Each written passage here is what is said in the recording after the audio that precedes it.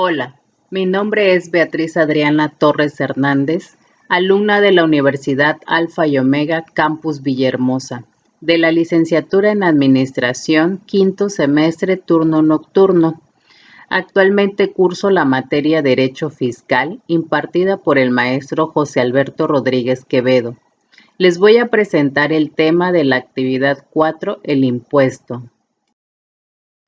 Les voy a presentar 6 subtemas: definición, principios teóricos, sujetos, características legales, clasificación, efectos del impuesto. Como introducción, más de una ocasión hemos escuchado que nuestros impuestos no son gastados conforme a derecho por parte del Estado, que pagamos muchos o no son justos. A decir verdad, todo Estado requiere de una determinada cantidad de ingresos que le permitan el desarrollo de todas y cada una de sus finalidades propias, el sostenimiento de los servidores públicos, el ejército y actividades del gobierno. Desde la época prehispánica a nuestra actualidad se ha tributado a la sociedad. Es por ello que en este capítulo vamos a desarrollar los conceptos básicos del impuesto, como son los principios, sujetos, características, clasificación y efectos.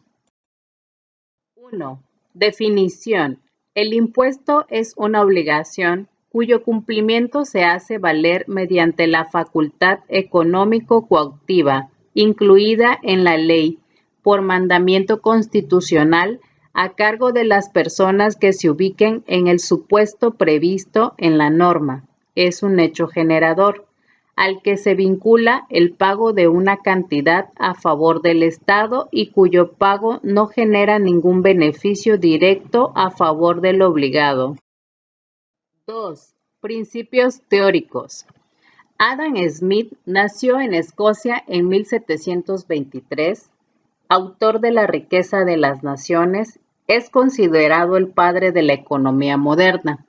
La aportación más importante de este autor son los 4 principios fundamentales de los impuestos, mencionados en su libro quinto de su obra La riqueza de las naciones. Los principios teóricos de los impuestos son: principio de justicia o proporcionalidad, principio de certidumbre o certeza, principio de comodidad, principio de economía. 3. Sujetos. Define a la obligación tributaria como el vínculo jurídico en virtud del cual el Estado, denominado sujeto activo, exige de un deudor, denominado sujeto pasivo, el cumplimiento de una prestación pecuniaria, excepcionalmente en especie. 4. Características legales. Las características que tiene una contribución para ser considerados en impuestos son: es la cantidad que constituye una obligación, debe ser establecidos por la ley, debe ser proporcional y equitativo, está a cargo de personas físicas y morales que se encuentran en la situación jurídica prevista por la ley y debe destinarse a cubrir los gastos públicos. 5. Clasificación. Se clasifican en impuestos directos e impuestos indirectos. Los impuestos directos son aquellos donde la obligación de pagar recae directamente sobre la persona, empresa, sociedad, etc. Como ejemplo de estos impuestos directos se encuentran los impuestos a la renta, al enriquecimiento o aquellos que se cobran por trámites personales como la obtención de documentos, pagos de derechos y licencias, etc.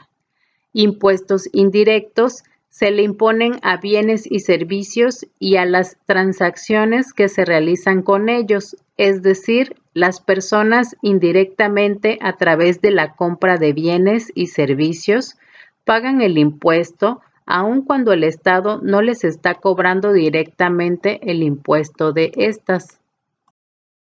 6. Efectos del impuesto. Algunas de las consecuencias que pueden originar el pago de los impuestos sobre el campo económico Entre los principales efectos se encuentra la repercusión, la difusión, la absorción y la evasión. Como conclusión, durante este capítulo vimos cómo los impuestos de forma objetiva benefician al Estado. Los ingresos de los contribuyentes, sean físicos o morales, son de suma importancia para el sustento y desarrollo del país. Cabe mencionar que varía de acuerdo a las actividades económicas de cada sujeto y en base a ello se calculan los impuestos a pagar.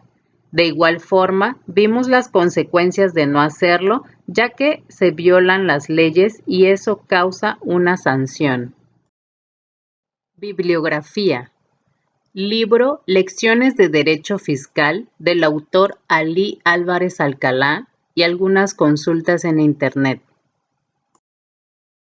Finalizo la presentación y por parte de la Universidad Alfa y Omega les doy las gracias por la atención prestada.